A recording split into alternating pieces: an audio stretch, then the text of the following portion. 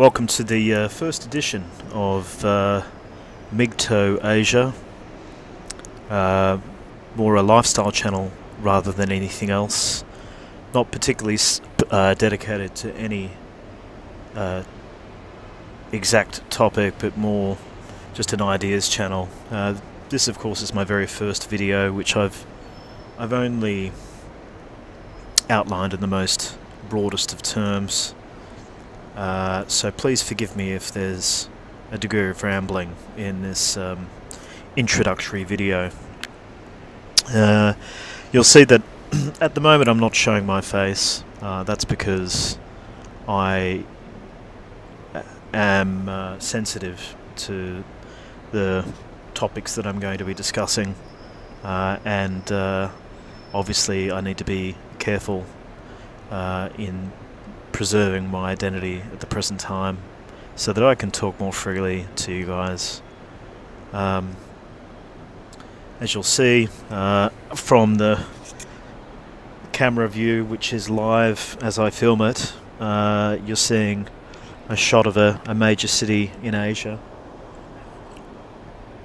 It won't take any of you that long, those of you who've travelled throughout the region, to identify which city this is, and I'll reveal that later in the video if you can't already pick it. But today I want to talk to you about a few ideas. These videos are aimed at I suppose those that are similar to myself. Obviously I'm not, well, I could well be Asian, brought up in the West or educated in the West, but I'm not. I'm a Caucasian male, and I identify in the 30s to 40s bracket. I've been in Asia for well over a decade. Came here when I was quite young, and made my career here. So the video today is really aimed at discussing things that are particular to those in the West that are looking to move to a different region, to move to a part of the world which is really growing and which is, I think, the future, certainly for the next at least 50 to 100 years of this planet. And I think those that are looking to reinvent themselves, to get out of the rat race where they are, and find themselves doing something completely different in a completely different place. I'm hoping that what I can come up with in terms of content will be relevant to you. So that's who these videos are initially primarily aimed at. Of course, if you're in Asia, these videos may be of interest to you as well, and I'll be adjusting the content accordingly. So today I want to talk about coming to Asia and the benefits in doing that. And I'm going to talk about that, well, really from two perspectives. One as a single man and one as a attached man. And I'm not going to talk about any particular career or profession. I'm going to try and speak more generally. But I'm going to give you a dozen or half a dozen or so key reasons to move out to Asia, and what you can expect here, both in terms of your professional life, your financial life, which is connected to that, and your personal life. So your professional and personal life. So what are the advantages? And I'm talking about people that are moving from, say, Western Europe, focusing on English-speaking countries, such as the UK, and the West generally, the US, Canada, New Zealand. What can you expect moving out to Asia?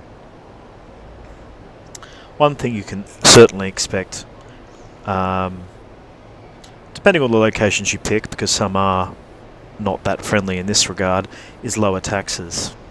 So if you go to the likes of Singapore or Hong Kong, or even Malaysia, and some other countries within the region, you can expect to have a very low tax rate, anywhere from 25 to 15%. And in places in the Middle East, which not really the market I'm talking about because I don't have any experience working in Dubai or Qatar, although I have friends that have, you can expect zero tax. But of course, if you go to Dubai or Qatar, there is a premium that you pay for that, arguably in terms of lifestyle. So I'm talking more about Asia, particularly Southeast Asia, but I can talk about it more generally. So the first thing you can expect when you move to Asia is to lower your taxes. Obviously, if you're moving to a place like Japan or Korea, which are highly developed, you can actually expect to pay the same, if not higher, taxes. So it is a bit of a misnomer that anywhere in Asia is good for tax. It's not. You have to move to certain locations. Free ports like Hong Kong and Singapore are particularly good. And then you have other sort of countries that are on the periphery that provide more favourable tax conditions. Japan, Korea are unfortunately not countries that fall within that definition, and even China to a lesser extent. Although, you know, the quid pro quo, I guess, or the flip side to living in China is opportunities, and I suppose the flip side for living in a place like Japan or Korea, for that matter, is that it's, you know, highly developed. You know, arguably the most highly developed countries on the planet, certainly in terms of the internet and certain types of infrastructure. But of course, you end up paying for that in horrible taxes. So if you do choose to move out here, you do need to do a little bit of research and look at those cities that are lower taxing, and probably best bets within Asia are Singapore and Hong Kong, where you're looking at, I think, anywhere between 20 to 17%, although the true tax rate is probably lower than that when you factor in deductions and other things. So that's one point. And also depending on what you're earning. So if you're earning considerably less, then the tax rate will be a lot less than 15 to 20%. If you're earning above a certain threshold, that's the maximum you can pay. Also, I think the other taxation benefit for living in these countries is, of course, let's take Hong Kong for example, there is no capital gains tax. Okay, so if you're buying and selling shares or buying and selling property, although we'll get to that, it's extremely expensive. You're not looking at taxes. There's no taxes on foreign earnings. So I'm not a tax expert, I might say, so you should seek your own independent tax advice. But broadly speaking, the tax system here is extremely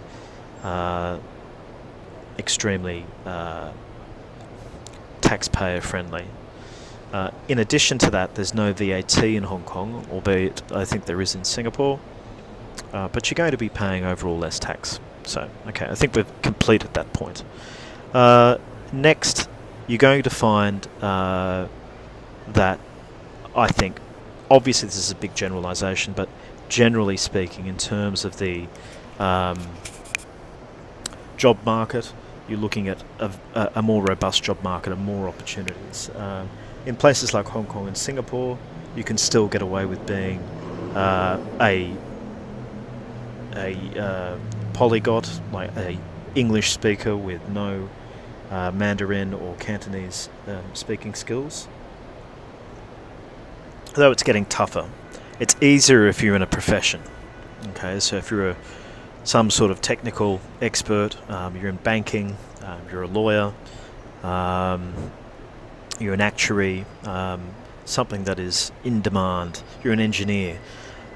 These are professions where you can get away with lack of language proficiency, although of course your opportunities are going to be less. What else? You're going to be paid more. So generally speaking, depending on the profession, with certain exceptions, of course, is a very general statement. Overall, you'll probably find that what you make within places like Hong Kong and Singapore are much more than what you would make in your home country, probably by a multiple of 3. It really depends, but we can get into specifics later. So you're going to be overall paid more. So professionally, you'll probably end up doing more, and there'll be more opportunities. And if you really work hard, you know, and you live within your means, or I would think more appropriately below your means, which is always better, you're going to save money. So when I was young, I found it extremely difficult to save money and put away money, you know, from month to month. I found it very difficult. Just, you know, paying the rent and meeting bills was extremely difficult back home, on top of, you know, crippling taxation. So just as a salary earner, you're going to find it sort of a pleasant surprise that at the end of the month you'll have money and you won't know what to do with it to begin with, and you can begin to put that money away and think about what you're going to do with it in the long term. You know, and say you're in your mid-30s and you need to reinvent yourself, this is also a place that you can come to and look for those opportunities to, as I said, reinvent yourself. If you've hit a wall in your home country, you know, try something new, come here, and there may be better opportunities for you here. I'm not saying it's easy. It's extremely competitive in the cities of Hong Kong and Singapore, but something may eventuate for you. So just in terms of sheer opportunities, it's a good place. If you're wanting to or willing to open a business, again, Hong Kong and Singapore are great places to come to. Extremely easy to open companies. In Hong Kong in particular, extremely favourable tax deductions that cannot be made in the West. You can write off most things, you know, and to a much greater degree than what you can in a Western company, or a company incorporated, say, in the US or Australia or the United Kingdom. It's a great place to open a company, and easy to do so. And you can get access to the banking system fairly easily, which is also very positive. So if you want to open a business here, that's something you can do straight off the bat or further down the line when you've met people. All of those things are possible. The next point I would make is in terms of living here, or living in Asia, you will find that, obviously again with certain exceptions, most of these countries are going to be fairly receptive to you, some obviously more than others, and surprisingly some of these countries are going to be fairly open and liberal with accepting you over a period of time as a permanent resident and or a citizen. It's possible in some of these places to obtain initially residency and then permanent residency, and then if you want to go sort of the full hog, citizenship. All of that is possible in particular places throughout Asia, and that can be something that may be useful for you depending on what you're looking to do. So those are all of the financial and sort of professional benefits of moving to Asia. What else is there that we can talk about? We can talk about the personal side. So on the personal side, if you're a reasonably successful individual that's come here and found yourself in a decent position within society, earning better than average money in your own premises, whether you're renting or you're buying, and you keep yourself in decent shape, there is a smorgasbord of options in terms of choices regarding dating and women. and there, we'll get into that later on in more detail. But essentially, it's more a market for men. So depending on where you are, of course. But if you find yourself at the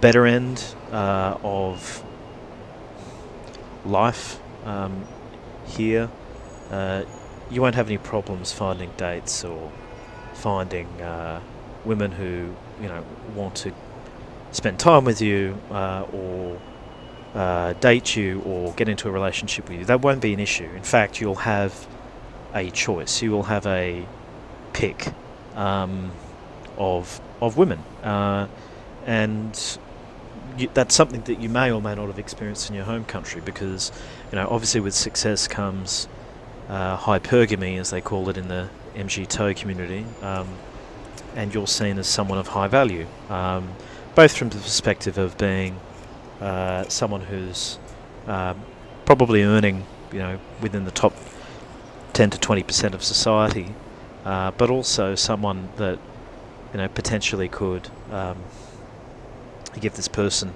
a better life here or somewhere else. That might sound quite mercenary, but look, it's a fact. My personal view is you always want to be with someone or date someone that is, if not mentally at your level in terms of their achievements in life, in terms of education and professional career, at least on the way to doing that. And a way to do that is to date women that are younger than yourself, and of course that is possible here.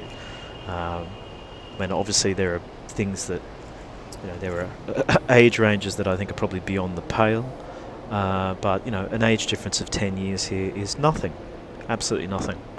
Okay, it may be noticeable in certain places, but frankly, it doesn't make a difference. Okay, if you're pushing well beyond that, okay, that may be more challenging. But the point is, here you don't have to be part of the rat race. You don't need to be someone that does what everyone else does, or what the people in your school did, or your church, or whoever it might be, or your parents. You're in a new place, and you can be whoever you want to be, right? You can be that person you always imagined you would be, and with that comes the chance to reinvent yourself and live the life you've wanted to live. Personally, I found that extremely difficult in the West, because the chances were fewer, the opportunities were fewer, the money was less, the tax was higher, and the women and their expectations and their view of what they quote unquote deserved was very different. So that's just an opener, some food for thought. I've rambled long enough. That's my video for today.